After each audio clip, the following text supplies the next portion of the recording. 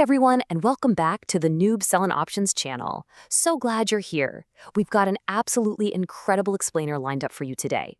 We're going to be combining a massive personal portfolio milestone with a really critical macroeconomic deep dive that you just absolutely need to hear. If you've been watching the tech sector lately, you've probably noticed some pretty wild volatility out there, right? Well, we are going to break down exactly why that's happening using nothing but cold hard data.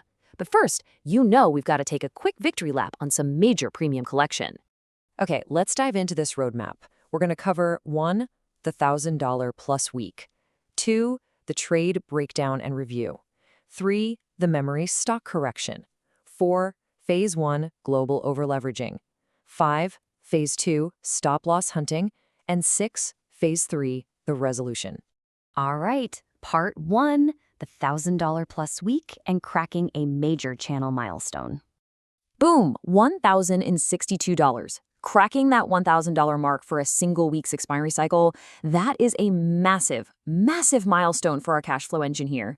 This is the total premium and profit we definitively locked in for our week 3 log ending July 10, 2026. This isn't theory, guys. It's real money data that proves our strategy of scaling up this portfolio is working absolutely flawlessly. Moving on to part 2, trade breakdown and review. Let's look at the executed options bringing in that cash.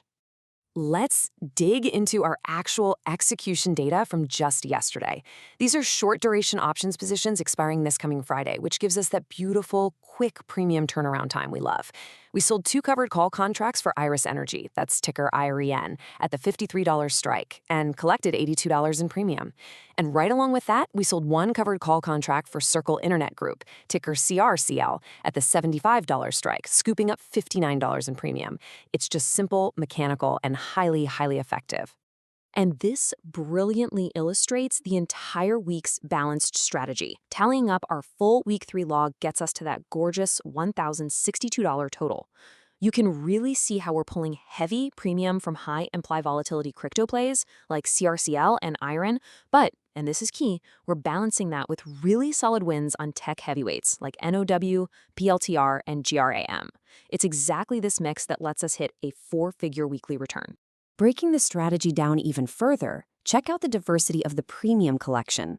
We've got $255 total from our crypto-covered calls and another $211 from our tech calls. But I really got to highlight that bottom item, our quick turnaround buy and sell swing trade on MU.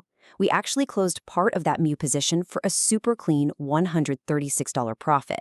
Just a perfectly balanced cash-generating machine, right?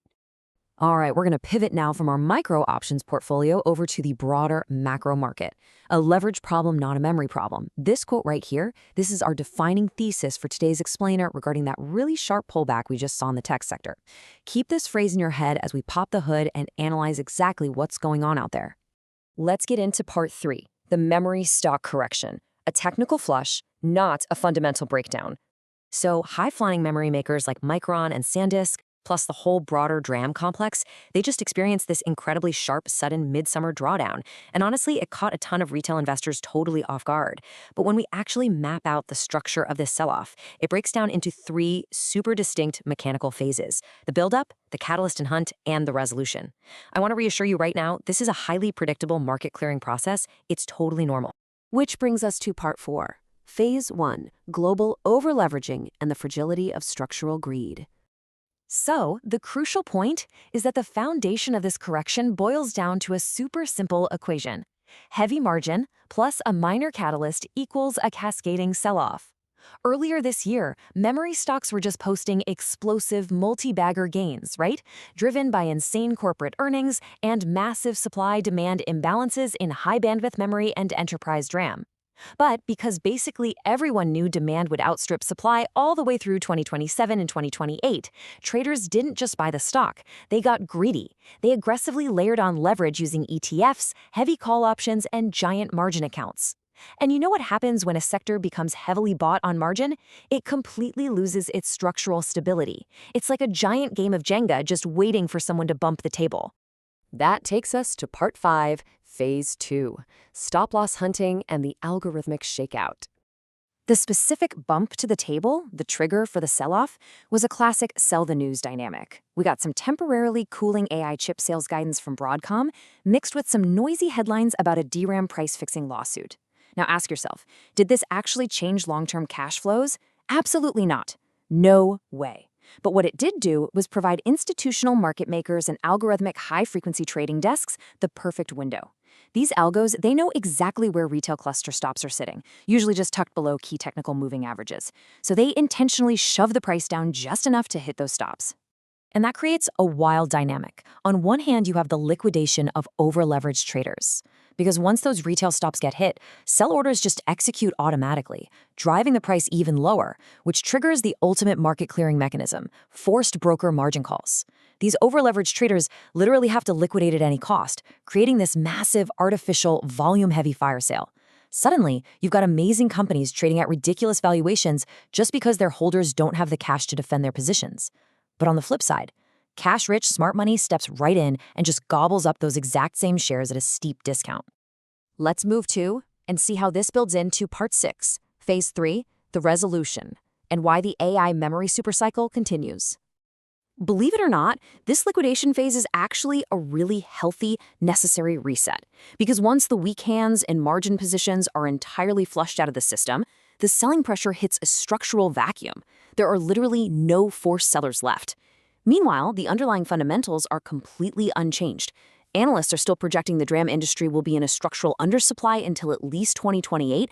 And get this, total cloud and AI infrastructure capital expenditure is marching toward $1.5 trillion by 2027. To put that in perspective, an unprecedented 35 to 40% of that spend is going directly toward memory. Because of this artificial flush we just talked about, premier memory stocks are now trading at incredibly compressed forward PE multiples. They are literally some of the cheapest growth assets in the entire tech ecosystem right now. Ultimately, this market-wide stop-loss hunting is just a wealth transfer. It's moving shares from weak, over-leveraged hands right into strong, cash-rich hands. The reality of a multi-year shortage is absolutely going to assert itself, and the macro bull run is going to resume. So my question for you guys is, how are you playing this memory pullback? Are you scooping up cheap shares? Are you selling options like we do here on the channel? Or did you maybe get caught in the margin squeeze? Seriously, let me know your strategy down in the comments. I love to read them. Well, if you found this explainer helpful, and if you want to see more transparent, real money trade blogs where we break down exactly how we're generating these $1,000 plus weeks, make sure you hit that like button and subscribe to the Noob Selling Options channel. We are really just getting started building this cash flow engine together, and you definitely won't want to miss our next deep dive. Thanks so much for watching, and happy trading, everyone.